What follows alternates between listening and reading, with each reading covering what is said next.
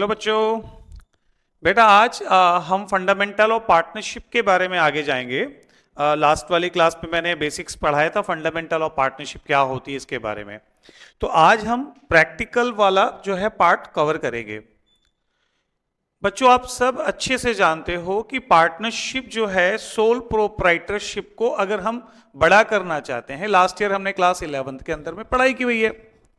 जब एक sole proprietor का मन करता है कि यार मेरे को अपने बिजनेस को बड़ा करना है, तो सोल प्रोप्राइटर का मतलब जहां एक आदमी किसी भी बिजनेस का ऑनरशिप रखता है, मालिक होता है। तो जब एक सोल प्रोप्राइटर जब बिजनेस ऑपरेट करता है और सोल प्रोप्राइटर बेटा जो भी प्रॉफिट कमाता है वो पूरे का पूरा प्रॉफिट जो होता है वो सोल प्रोप्राइटर अकेले अपने पास रख लेता है। उसको किसी को हिसाब किताब देने की आवश्यकता नहीं, नीड नहीं है। लेकिन एक पार्टनरशिप फॉर्म के अंदर में क्या होता है बच्चों, जब एक पार्टनरशिप फॉर्म रजिस्टर्ड होती है उसके अंदर में 4, 5, 50 लोग होते हैं, और जहां पर भी ज्यादा लोग होते हैं वहां मनमुटाव होने के डर होता है। और अगर एक पार्टनरशिप फॉर्म चाहती है कि वो लंबे समय तक अच्छे से बिजनेस को कर सके, आपस में कोई मनमुटाव ना हो, किसी प्रकार का विवाद ना हो, मिसअंडरस्टैंडिंग नहीं हो, तो उस बिजनेस के लिए प्रॉपर अकाउंट मेंटेन करना बहुत जरूरी है। एक सोल प्रोप्राइटर और पार्टनरशिप फर्म के काम करने का तरीका क्या है? कुछ भी नहीं है बेटा, दोनों ही व्यापार कर रहे हैं, दोनों ही बिजनेस कर रहे हैं। यह भी एक सोल प्रोप्राइटर है जो बिजनेस कर रहा है। सोल प्रोप्राइटर का भी काम बिजनेस करना ही तो है। यह भी गुड्स खरीद रहा है, यह भी गुड्स बेच रहा है। जब ये पार्टनरशिप में जाता है जहां उसके साथ और भी लोग शामिल हो जाते हैं,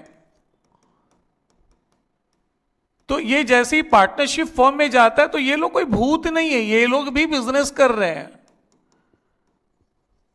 तो सर क्या 12th के अंदर में वही पढ़ना है? बिल्कुल वही पढ़ना है, बस उसको कह सकते हो जहां 11th खत्म हुआ वहां से 12th शुरू हो रहा है। सर 11th कहां खत्म हुआ था? फाइनेंशियल स्टेटमेंट में खत्म हुआ था, तो वही 12th भी शुरू हो रहा है डायरेक्टली। कई बच्चे ध्यान नहीं देते। ये बिजनेसमैन है तो ये सबसे पहले जनरल बनाता है, तो ये लोग भी सबसे पहले जनरल बनाते हैं। उसके बाद ये लेजरिंग करता है तो ये लोग भी लेजर ही बनाते हैं। ये भी माल खरीद रहे हैं, माल बेच रहे हैं, इनको भी डर है चोरी हो जाने का, ये भी अकाउंट मेंटेन कर रहे हैं, टी शेप अकाउंट बना रहे हैं, ये लोग भी यही कर रहे हैं। ये बेचारा बनाता है। उसके बाद ट्रायल बैलेंस, तो ये लोग भी ट्रायल बैलेंस ही बना रहे होते हैं।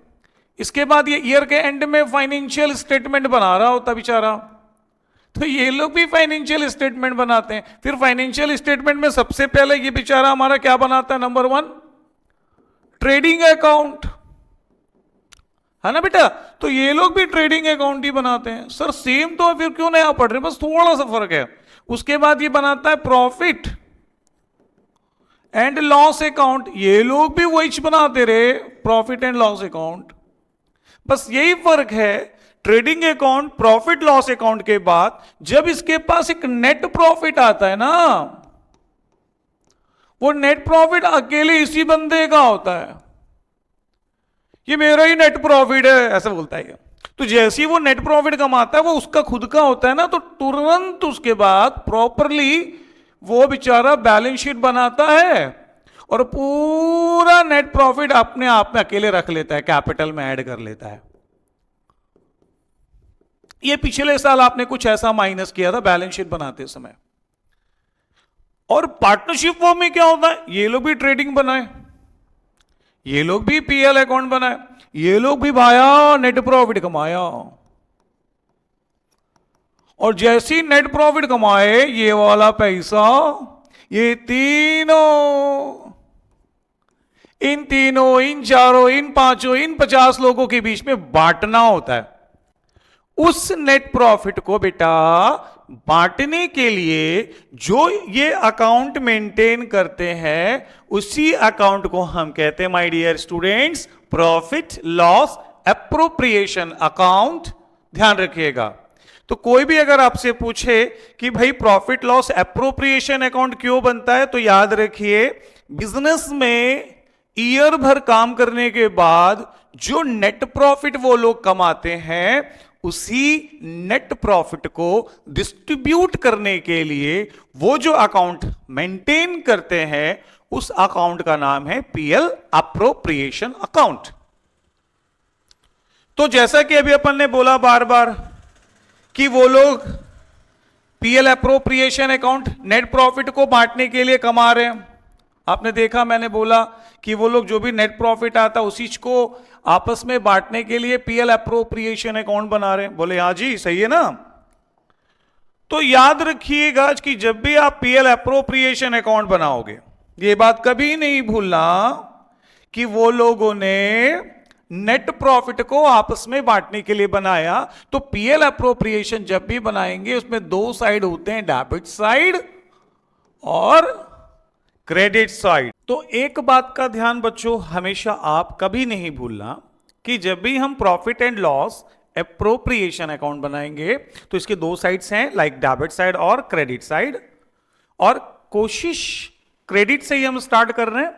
सबसे पहले आपको देखो कि पीएल अप्रोप्रिएशन अकाउंट, जैसा कि मैंने कुछ देर पहले बोला कि पूरे ईयर जो हम लोग काम करते हैं, बिजनेस करते हैं, और उस बिजनेस से जो भी हमें प्रॉफिट होता है उस प्रॉफिट को डिस्ट्रीब्यूट करने के लिए फर्म के द्वारा पीएल अप्रोप्रिएशन अकाउंट बनाया जाता है। तो प्रॉफिट्स के लिए ना, तो बेसिकली जो थ्योरी ये हुई कि प्रॉफिट को डिस्ट्रीब्यूट करने के लिए। तो बेटा सबसे पहले हम क्वेश्चन सॉल्व करते समय यहां पे प्रॉफिट ढूंढेंगे। जो भी क्वेश्चंस में लास्ट ईयर का प्रॉफिट दिया होगा हम कोशिश करेंगे, लाइक मैंने एक छोटा सा क्वेश्चन बनाया, आज हम बना रहे हैं प्रॉफिट लॉस एप्रोप्रिएशन अकाउंट। एक साइड हमने लिखा डेबिट, दूसरे साइड हमने लिखा क्रेडिट। आइए एक क्वेश्चन हम यहां रीड करते हैं। जैसा यहां दिया है राम एंड मोहन, राम और मोहन ने मिलकर किसी बिजनेस में इन्वेस्ट किया था कैपिटल। राम ने लगाए 80,000 और भाई दूसरे ने लगाए, मोहन ने 60,000। अब दोनों ने पार्टनरशिप की होगी और पार्टनरशिप करके साल भर बेटा जी काम भी किया होगा। अब काम करने के बाद उनकी जो फॉर्म है उस फॉर्म ने कमाए प्रॉफिट 40,000।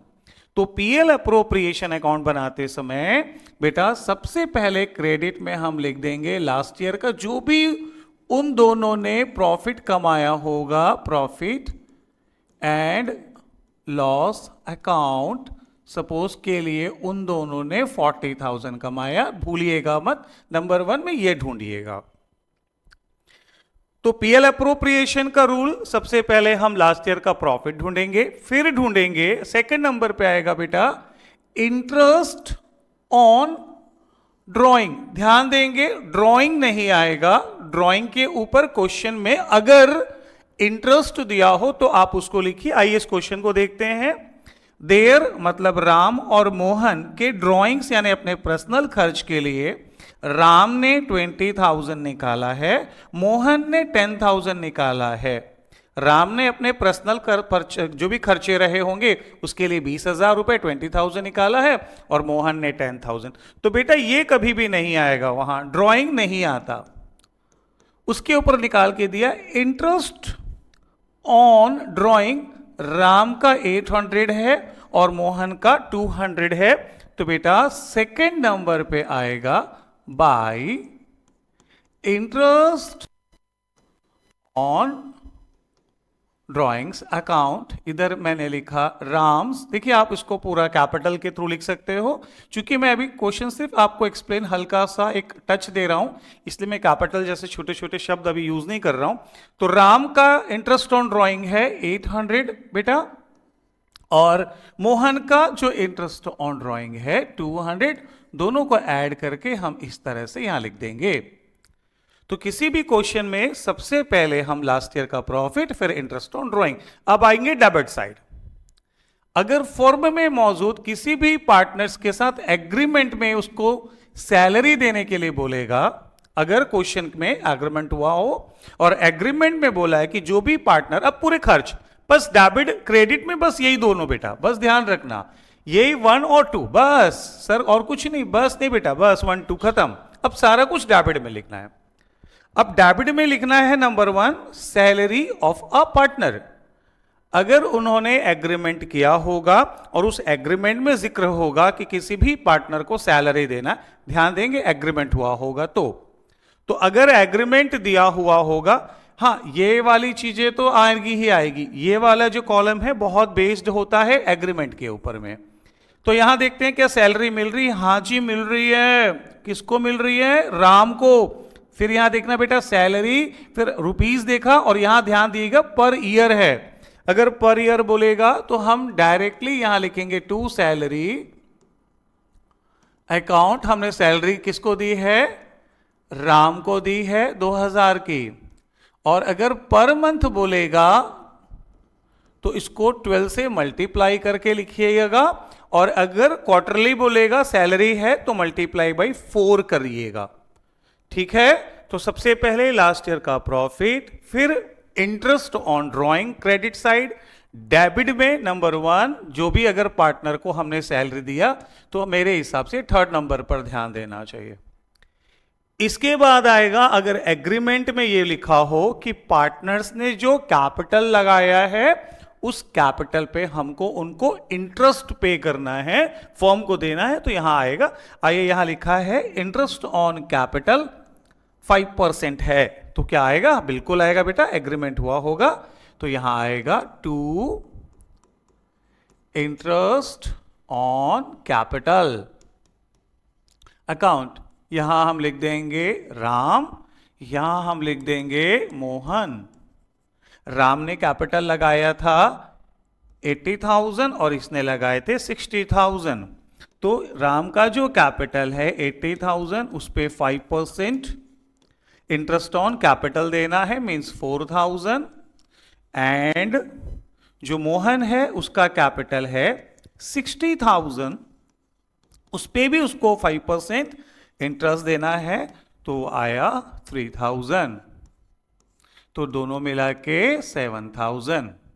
ठीक है, क्रम नहीं भूलिए, लास्ट ईयर का प्रॉफिट लिख दीजिए, इंटरेस्ट ऑन ड्राइंग, फिर आया पार्टनर को अगर सैलरी है तो वो दे दीजिए, उसके बाद इंटरेस्ट ऑन कैपिटल ढूंढ दीजिए, सर है तो लिख दीजिए, और सर जी नहीं दिया होगा तो मत लिखना। और लास्ट में आता है उसके बाद कमीशन। अगर किसी पार्टनर को, देखो यहां लिखा है मोहन को जो कमीशन मिल रहा है 4,000, तो रूल्स याद रखिएगा, कभी ये सबसे आसान चैप्टर है, ये एकदम सेट अमाउंट्स आते हैं, यहां कभी कोई दिक्कत नहीं आती है इस चैप्टर में। इसके बाद आएगा कमीशन। किसको कमीशन दे रहे हैं बच्चों? हम मोहन को कमीशन दे रहे हैं बेटा। कितना कमीशन दे रहे हैं हम? 4,000। तो हम यहां लिख देंगे मोहन का कमीशन 4,000। और इसके बाद एक कभी कभी आगे चल के जब थोड़े एडवांस्ड होंगे तो ये रिजर्व आएगा, फिलहाल अभी नहीं। जैसे जैसे आप सिलेबस में आगे जाओ और थोड़े से आप एडवांस टॉपिक में पहुंच जाओ, वहां आपको ये सब कुछ मिलेगा। तो बेसिकली फंडामेंटल और पार्टनरशिप में जो पीएल अप्रोप्रिएशन अकाउंट बनाता है वहां गिनी चुनी कुछ चीजें ही आती है, नंबर 1, नंबर 2, नंबर 3, ये नंबर 4 एंड देन नंबर 5। बस जिसको ये सारे टॉपिक आ गए वो आराम से पीएल अप्रोप्रिएशन अकाउंट बना लेगा। हम धीरे धीरे हर एक टॉपिक को और भी अच्छे से एक्सप्लेन करेंगे। सर ये प्रॉफिट कैसा है, ये इंटरेस्ट ऑन ड्राइंग मेरा बच्चा कैसे निकलता है, इसमें और भी कुछ चीजें होती हैं क्या सर? तो बहुत छोटा सा प्यारा सा एक चैप्टर है, ध्यान रखेंगे आप सब लोग। तो नंबर्स याद रखिएगा, नंबर 1 में लास्ट ईयर का प्रॉफिट, इंटरेस्ट ऑन ड्राइंग, फिर किसी भी पार्टनर को हमने सैलरी दिया, फिर किसी भी पार्टनर का इंटरेस्ट ऑन कैपिटल और कमीशन, बस इसके बाद नेट प्रॉफिट निकालेंगे और उसको आपस में आप बांट लोगे। To net profit. Sir ji ये नेट प्रॉफिट कैसे निकलता है? अरे बहुत आसान है मेरे बच्चों, कुछ नहीं करना है आपको, टोटल क्रेडिट को जोड़ दीजिए, ऐड कर लीजिए, उसमें से टोटल डेबिट को माइनस कर दीजिए। टोटल क्रेडिट मतलब इतना पैसा हमारे पास जमा हुआ, क्रेडिट का हिंदी में मतलब होता है जमा होना, और डेबिट का हिंदी में मतलब होता है खर्च होना। भाई हमने 41,000 जमा किए, 7 + 2 9, 9 + 4 13,000 हमारा खर्च हो गया। कुछ नहीं करना यार, बड़ा इजी है, 41,000 में से 13,000 हमारा खर्च हो गया। सॉरी, तो हमारे पास कितने रुपए बचे बेटा? 28,000।